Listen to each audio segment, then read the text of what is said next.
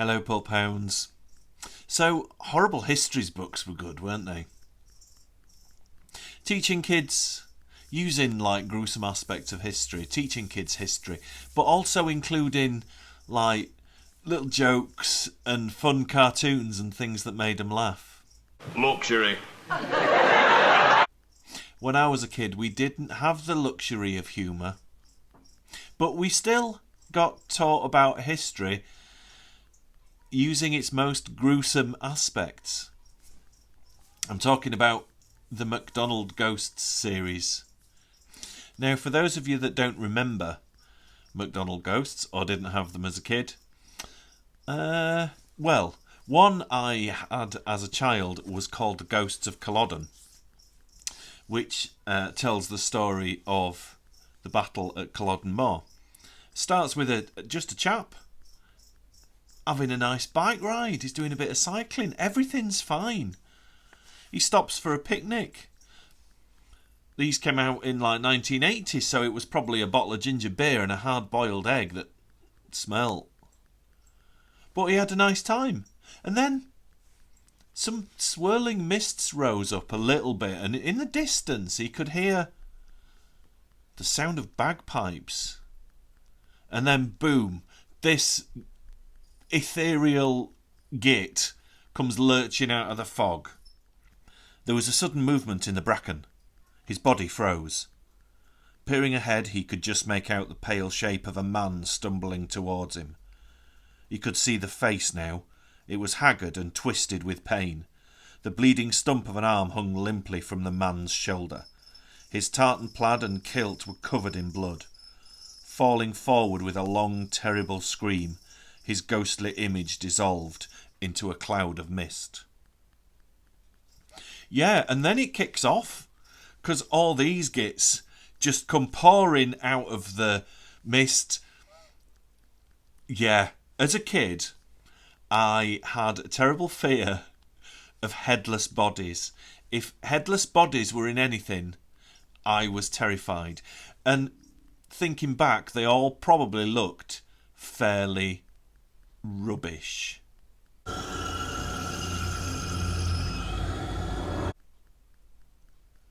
But as a kid, they terrified me. And I think this book is where that fear came from. So these Highlanders, these illustrations are beautiful. Each book is illustrated by a different artist. So this was Roger Walker.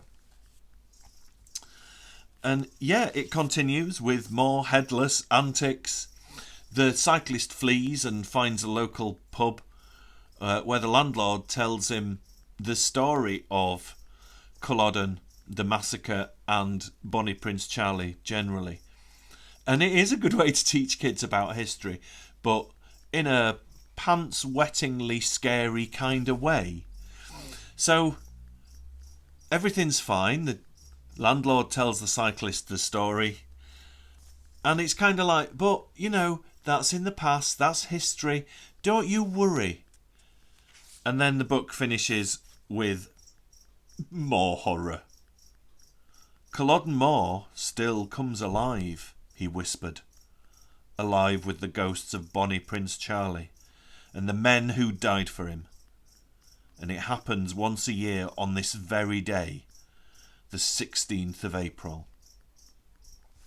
So there were 6 books in the Macdonald Ghosts series, all published in 1980.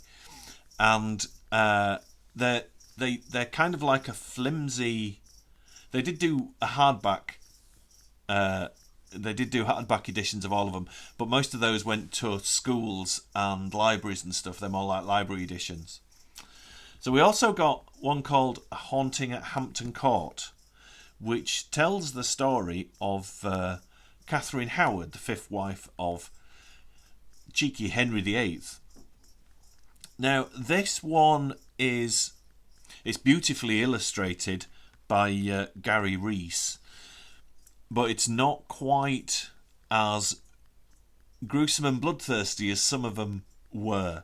So this is about a chap who has night duty at Hampton Court and starts seeing ghosts and starts chatting to other people who tell him the story of Catherine Howard. There is, like I said, it's not quite as juicy as some of the others, but there's some beautiful illustrations in it. Absolutely gorgeous. And of course, everything is wrapped up. And, everybody says, but that was history. That was years ago. And then the last page is boom. Or was it? They're coming for you. We also got one called The Ghostly Army, which is about the English Civil War and the Roundheads and the Cavaliers. And this one is a big chunk of history. This is a book about history. And it doesn't start with like a narrative of somebody encountering the ghost. So as a kid, you could kind of read it and it just be more about gruesome history rather than, oh no, this one's about ghosts. They pop up at the end. It's all in the past. It's all history, kids. But the ghosts are still coming for you.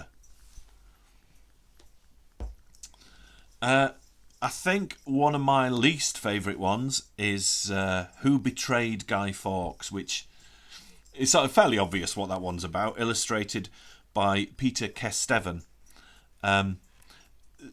We do get torture and horror, but it's not quite as bloodthirsty as some of the others. But it's a good opening. It's about some builders remodelling a house in Kent, Igthamote. It was built in 1340, and they knock a wall down and find a skeleton lurking behind, and then it goes into telling the story of the betrayal of Guy Fawkes. But it's not quite as juicy. So let's move on to another one, Macbeth, the Murder King.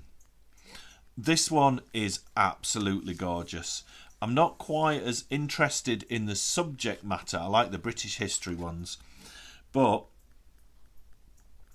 it's illustrated by John Gosler, and it's a really lovely style. I think it's the most stylish one, and they do amp up the bloodthirsty gore a little bit. Macbeth stared. His mouth fell open in horror at what he saw there. It was the figure of a man, but more horrible than any he'd ever seen. The eyes were glazed. The head was slashed in 20 places. Blood streamed from the wounds and trickled down the white flesh of the arms. It dripped noiselessly off the end of the long, thin fingers. Brilliant way to teach kids about history. The last one was Caesar's Ghost, which I don't know. Again, I'm not quite. I think as a kid it wouldn't have sparked my interest. It's about the murder of Julius Caesar and the guilt and descent into madness of Brutus, which is again very cool for a kid's book.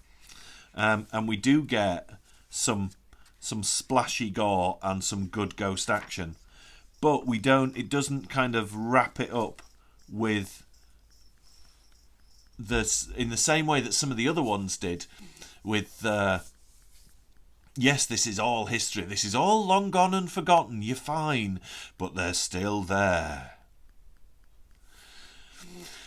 It can't just be me that remembers these books fondly, because if you look on book buying websites, some of them command moderately high prices for what they are, around about kind of 20-25 quid. And when it's literally a 30-page stapled flimsy thing, that's quite expensive. And nostalgia drives up prices of a lot of things, book-wise, definitely. So it can't just be me. But if you had these, or your school library had these, and you've kind of gone, oh my God, I remember those, there is a cheap alternative. There is this omnibus edition of all 6 books, published by Black Cat, called Famous Ghosts and Hauntings, which I got for like £2.20. simply because there's one I'm missing from my set, and it's a 25 quid one, and I didn't want to pay £25 for one of these, as much as I adored them when I was a kid. And they terrified me, and it's a wonderful, fuzzy, warm, but chilling, nostalgic part of my horror childhood. I don't think 25 quid is worth it for one of these. However, they are wonderful. And if you missed these and grew up with their horrible histories and their jolly cartoons, then you are lucky. Thank you for watching, guys, and I will see you folks in the next video.